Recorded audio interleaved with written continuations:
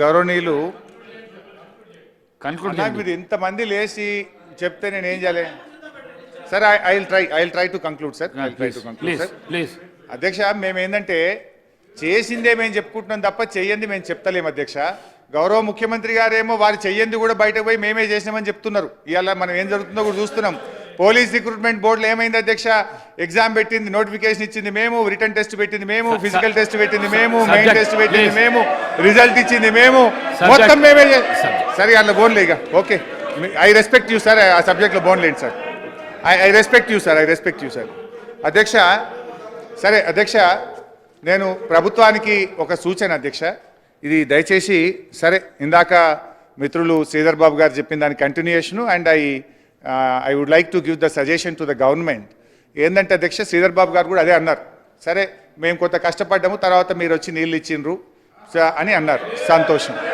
అయితే లేలే, నెట్టపాడు భీమాలో మేమే స్టార్ట్ చేసినాము, మీరు వచ్చిన తర్వాత కాలువలో కెనాల్లో పూర్తి చేసి నీళ్ళు ఇచ్చిండ్రు అని మీరు అన్నారు.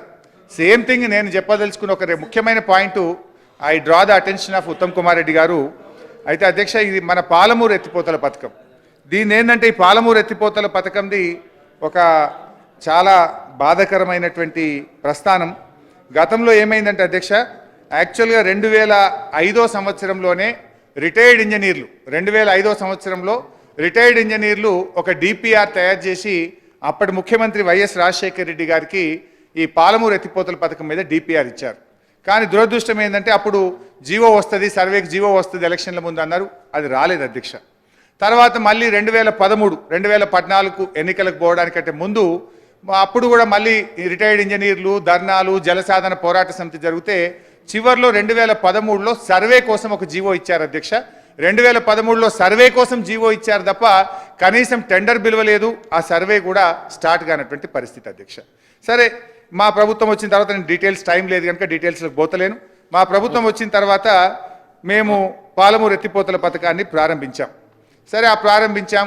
గౌరవ మంత్రి గారు ఖర్చు బాగైంది, నీళ్ళు ఇవ్వలేదు అనేటువంటి మాట చెప్తున్నారు. ఒక్క నిమిషం, పాలమూరు లిఫ్ట్ ఇరిగేషన్ గురించి మాట్లాడింది కదా, ఒక రామ్మోహన్ రెడ్డి గారు 2 నిమిషాలు మాట్లాడతారు. నా తర్వాత మాట్లాడు.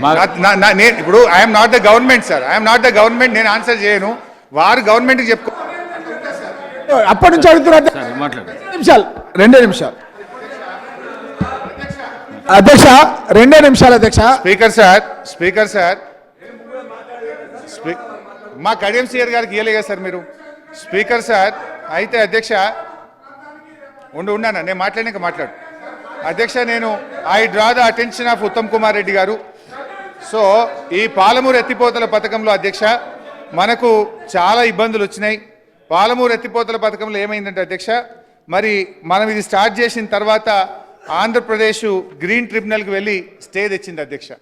ఆంధ్రప్రదేశ్ ప్రభుత్వం గ్రీన్ ట్రిబ్యునల్ పోయి స్టే తెస్తే మనం సుప్రీంకోర్టుకు పోయి సుప్రీంకోర్టు ద్వారా గ్రీన్ ట్రిబ్యునల్ స్టేను వేకేట్ చేపించి మేము త్రాగునీటి కోసం ఈ పని చేసుకుంటున్నామని చెప్పి ప్రభుత్వాన్ని మరి సుప్రీంకోర్టులో బలమైనటువంటి వాదనలు వినిపించి మనం సుప్రీంకోర్టు ఆర్డర్ ద్వారా పనులు మనం కొనసాగించుకున్నాం అధ్యక్ష. అయితే ఆ రోజు మనకు నీటి కేటాయింపులు లేవు గనక మనం దాన్ని మన సాగునీటి ప్రాజెక్టుగా చూపించుకునే అవకాశం లేదు. కానీ మనము ఒకవైపు ట్రిబ్యునల్లో ఆర్గ్యుమెంట్స్ నడుస్తూ ఉన్నాయి. మనము తొందరగా రిజర్వాయర్లు కట్టి పనులు చేసుకుంటే రేపు ఏం జరుగుద్దంటే మనకు రైట్ ఏర్పడుతుంది, ట్రిబ్యునల్లో వాటర్ అలొకేషన్ వచ్చేటువంటి అవకాశం ఉంటుందని చెప్పి మనం దాన్ని ముందుకు తీసుకొని పోయినాం. గౌరవనీయులు ఉత్తమ్ కుమార్ రెడ్డి గారు కూడా 1 TMCకి తగ్గించారన్నారు. వాస్తవానికి తగ్గించింది ఓన్లీ మోటార్లు పెట్టే విషయంలోనే.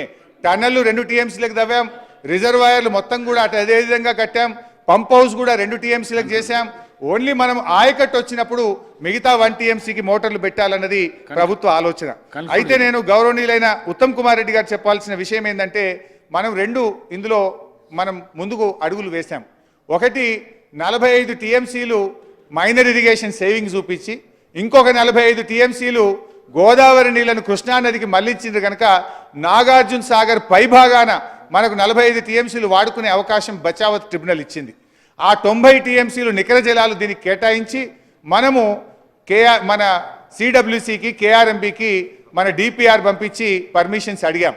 అయితే వాళ్ళు పర్మిషన్స్ ఇవ్వకపోతే కూడా మనం గట్టిగా కొట్లాడి మీరు అప్పర్ భద్రాకు కర్ణాటకకు ఎట్లిస్తారు మాకు ఎట్లియర్ అన్న తర్వాత వాళ్ళు ఒప్పుకోవడం ఆ డిపిఆర్ పరిశీలన జరిగింది.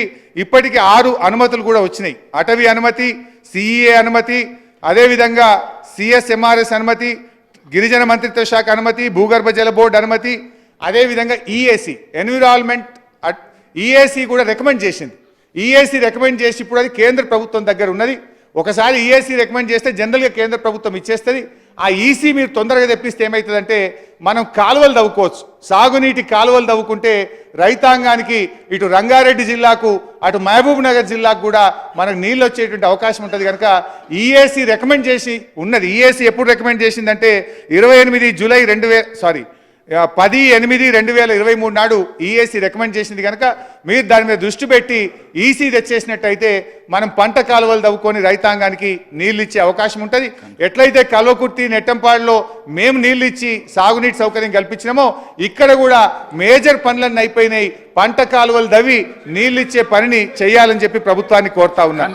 అధ్యక్ష ప్లీజ్ అధ్యక్ష, అదేవిధంగా కేంద్ర ప్రభుత్వం మీద అనేక రకాలుగా ఒత్తిడి తెచ్చి మనం సెక్షన్ 3ని సాధించుకున్నాం.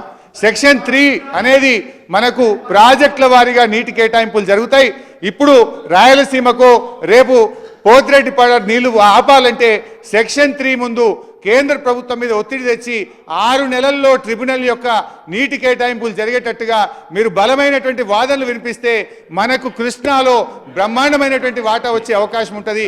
దాని మీద ఎందుకంటే సెక్షన్ 3 రావడానికి మనం కేంద్ర ప్రభుత్వానికి, సుప్రీంకోర్టుకు, కేంద్ర ప్రభుత్వానికి తిరిగి ఫైనల్గా దాన్ని మనం సాధించినాం. అందువల్ల దాంట్లో మీరు బలమైన వాదనలు వినిపిస్తే మనము ఈ 299 కాదు దాదాపు 600 టీఎంసీలకు పైగా తెచ్చుకునేటువంటి అవకాశం ఉంటుంది. కనుక దాని మీద దృష్టి పెట్టాలని చెప్పి మీ ద్వారా వారిని కోరుతా ఉన్నా.